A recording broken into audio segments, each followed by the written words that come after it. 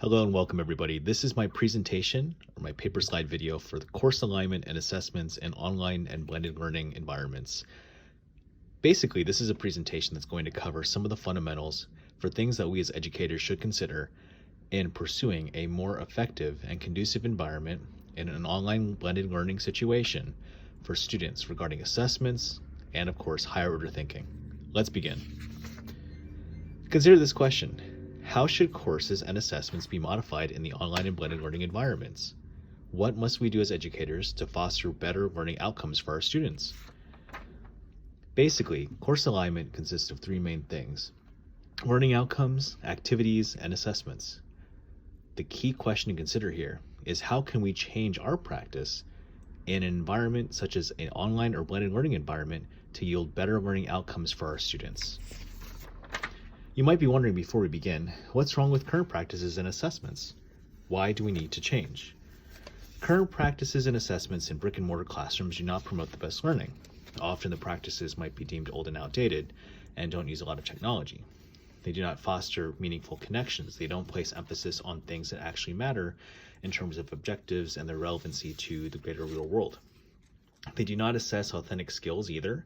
Sometimes our old tried and true methods do not actually look at the way that we should maybe measure skills that students should master.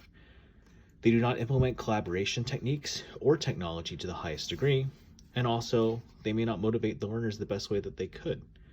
So let's take a step back and look at each of those parts of the Venn diagram that I mentioned to you. Learning outcomes explained. So let's look at this main idea.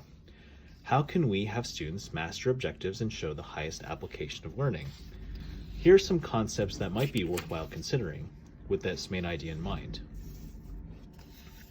Bloom's taxonomy. Understand the importance of higher order thinking skills and how we can actually shift ourselves up the pyramid when designing learning outcomes. Balance of summative and formative assessments. Understanding that sometimes we might have to find a better balance and blend of summative and formative assessments in our learning environments. Clear connections to objectives. Understanding and having students understand the importance of what we're doing and why we're doing and how it relates back to the objectives for the curriculum.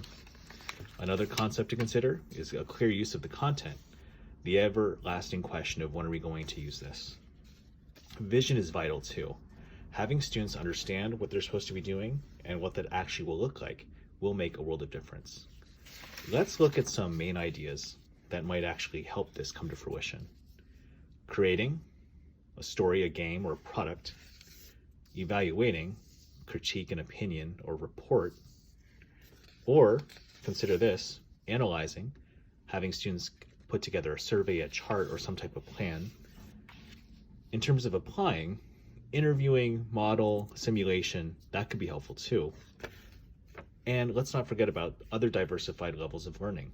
Think outside the box, dare to be different, and encourage students to come up with their own ideas too. That's learning outcomes. Let's go ahead and look at activities. The main idea of activities in an online or blended learning environment really ought to be having us consider how can we have students show what they know in action to meet the learning outcomes. Consider these main overarching concepts. Having students develop their cognitive surplus and thinking about thinking or metacognition. Having students process data and information in new and eclectic ways. Having students think critically about the ways and the means of issues and ideas conveyed in the curriculum, having students foster better communication skills, and also having students understand the importance of collaboration. Teamwork really does make the dream work, and in an online and blended learning environment, you have the ability to go miles, and so do the students, with working with each other. Here are some basic activities that might actually work. Blogs, personal or group, allow for the sharing of unique ideas to be conveyed. Wikis for team projects allow for collaborative learning throughout the totality of a project. Written audio, mediums for announcements, summaries, and memos. Discussion threads, debates, action plans to solve some of the problems conveyed in the curriculum or issues. An expert interview with somebody who's actually in the field using a personal learning network or a forum with these individuals to actually gain greater insights. And finally, let's go on to our third component about assessments. Assessments explained. The main idea that I'd like to convey to you during this presentation about assessments is we must find ways to have students demonstrate and mastery of the objectives or authentic learning skills in unique and defined ways. Ways that push the boundaries of what we once thought was deemed okay. Consider these main ideas: learner-centered or self-reflection, collaborative assessments, assess contributions throughout the whole process and not just the end game, clear, easy to understand assessments that are both fair and equitable, and also promote safety and security of these assessments, allow for the learner to feel like their answers do matter and also that they are confidential and will not be shared, and also eliminating the possibility of cheating or plagiarism.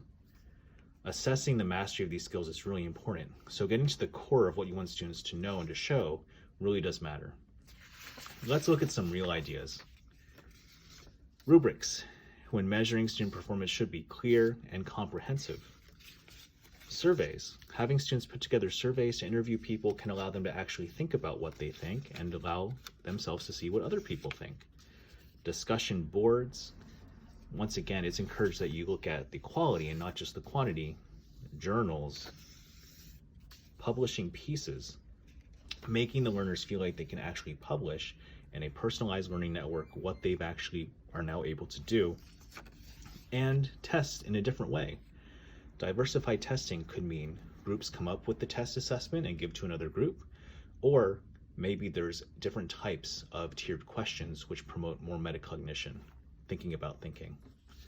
Last but certainly not least, how does this all matter to me personally? Well, I really enjoy the chance to actually make a lot of what I do in this class and all my other graduate classes applicable to what I do in my time as a teacher. Here are the 3 different courses that I teach. Here's some ideas based off of what we talked. And if we throw caution to the wind here, maybe with the right planning and execution, blogs or group created tests could work for a government class. Blogs could be helpful, especially when you consider the fact that students have the ability to post what they think and what they know and what they've learned and what they've worked on. Surveys, as stated before, could be helpful in the sense that they allow students to understand and see what there is about the real world issues. Action plans to fix some of the problems that we discuss in class. Creating something that they can take ownership of, like a law or a new way to increase voter turnout. And interviews with people who are actually part of the political process or greater societal structure. In looking at world cultures, here are some ideas that I think would be beneficial for students, considering what we talked about in this presentation. An action plan to fix some of the problems facing the world. Simulations to convey real-world contexts. Composing a model United Nations to actively look at some of the issues that are facing the world and proposing solutions to fix them. A foreign connection, such as a pen pal or somebody you can connect with using technology to understand and convey more about the content in real practice. And a group geography challenge, using the latest and greatest technology to actually put together pieces of the world that are taught in the curriculum that allow students to show what they know about their geographical understandings. In an AP US history class, we can maybe consider using primary source analysis. With technology available, students are now able to mark up and identify different parts of primary sources and analyze them in different and unique ways. Forums, discussing what students know, even not just inside the classroom, but outside the classroom. Debates with each other and the teacher and maybe other sources. Vlogging, if they travel to historical sites to show what they know. Essays that allow students to make their own arguments about what they've seen. And maybe even thinking like a historian, or contacting a historian and maybe interviewing them or challenging them on their modality of thinking. Long story short, all these ways and means can transform the way that we as teachers convey the essence of a modified practice in an online and blended learning environment. The end.